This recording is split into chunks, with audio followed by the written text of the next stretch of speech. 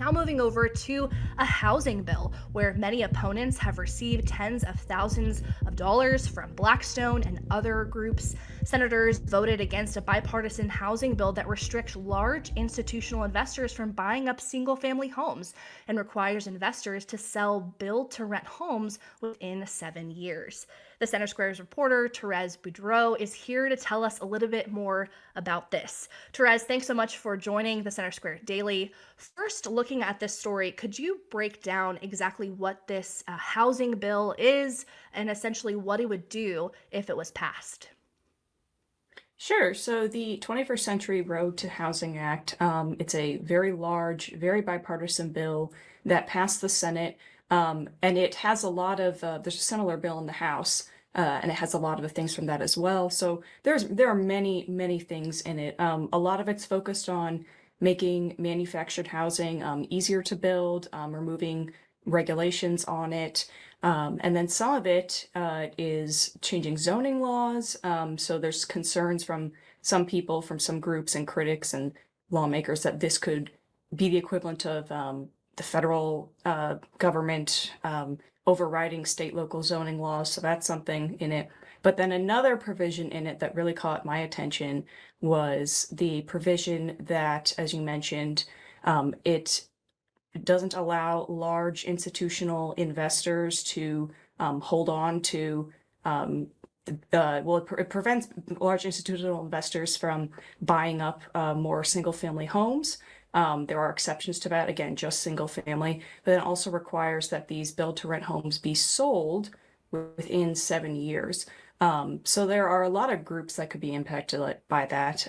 Blackstone is one very major group. They do a lot of that. But then there are groups that also could be interested for other reasons. Private equity firms. There could be companies that secure financing for the institutional investors themselves. So they could lose business if these institutional investors no longer go to them for that financing. So, it's largely bipartisan, and that's why it passed the Senate overwhelmingly. There are only 10 lawmakers who voted against it.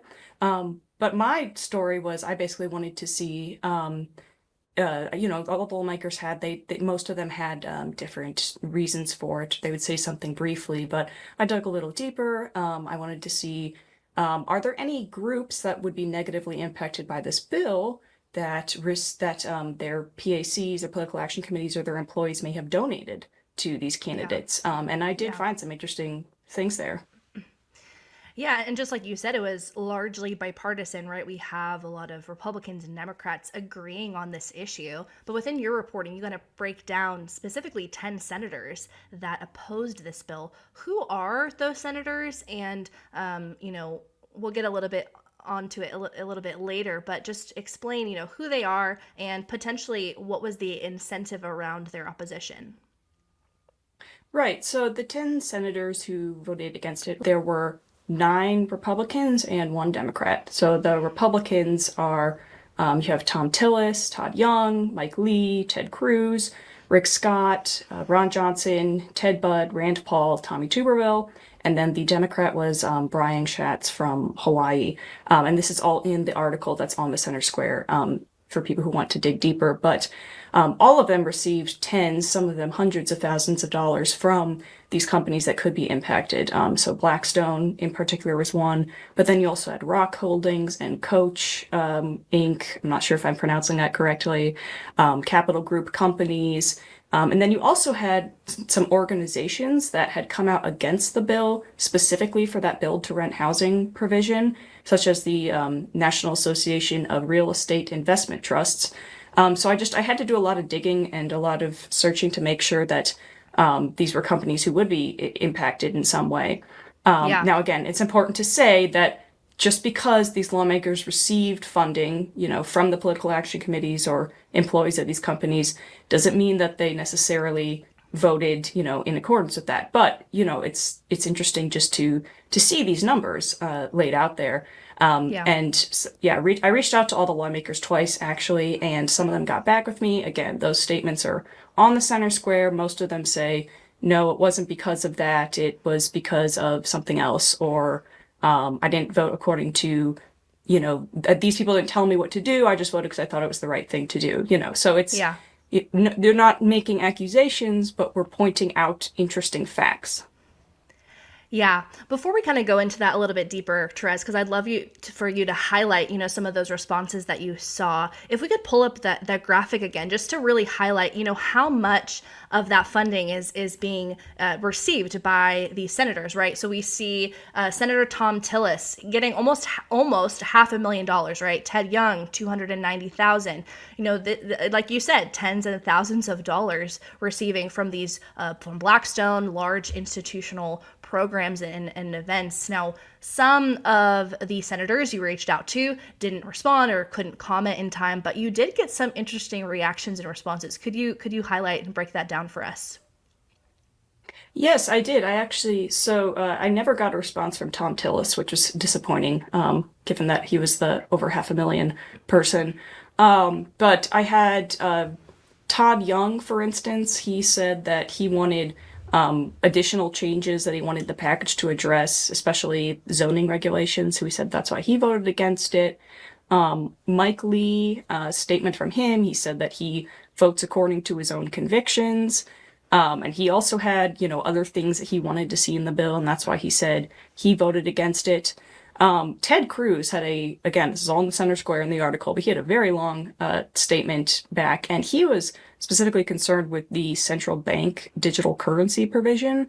So that was one of the add-ons in the bill. It was something that many Republicans support. It would ban the Federal Reserve from issuing any kind of digital currency, so a digital US dollar, essentially, for the next 4 years, I believe. And he essentially wanted it to be permanent or to at least be longer than 4 years. So that was something that he put in there. But again, I didn't have all of the lawmakers respond to me. I didn't have Rand Paul respond or Brian Schatz or other people. But again, I reached out twice, sometimes 3 times in one case. So, I think it's something that is very important for taxpayers to just see, and, to have those numbers in front of them and just to be able to, I think every lawmaker should be scrutinized by how they vote, right? And that when you understand that, okay, they also happen to have this kind of money behind them, I think it's just always good to have more information, right? And people can reach out to the lawmakers themselves as well. I mean, all of these lawmakers have, contact me sections on their website. So, if any taxpayer is interested or wants more information than what's in the article, then they can go do that as well. Yeah, absolutely. And even going back to Senator Cruz's response, with these digital currencies and how this legislation would prevent it. From your perspective, it's kind of a interesting realm to enter into, but how do you think this kind of fits into the housing bill, right? Because like you said, this legislation is bipartisan. A lot of Republicans may agree they want to prevent the Federal Reserve from issuing central bank digital currency. But, how do you think that plays a role into that discussion? And, do you think that was actually Ted Cruz's kind of guiding factor in opposing this bill? Well, I just report on the news. I'm not supposed to speculate on it. But it seemed, he says that it was. Lawmakers will often tie different provisions that they want onto a bill when it doesn't seem like there's really much connection. And that's kind of what seemed to happen with the digital currency thing. I think that was a sweetener for a lot of Republicans who may have been kind of wary about some of the different zoning changes or, perhaps the institutional investor ban. It's not really a full ban. Again, it's pretty mild if you look into what it actually does, but they're calling it institutional investor ban. So in some ways, it's not like you can just attach anything onto a bill, but if it's even remotely related and they think it's going to help get the bill passed, then lawmakers will often do that. So I think that's what kind of went on right here. Yeah. Well, thank you so much, Therese. For those interested in following this story, you can go to thecentersquare.com as we continue to attempt to hold senators accountable for the funding that they are, receiving and the opinions and decisions they make on the legislation that impact you, the taxpayer.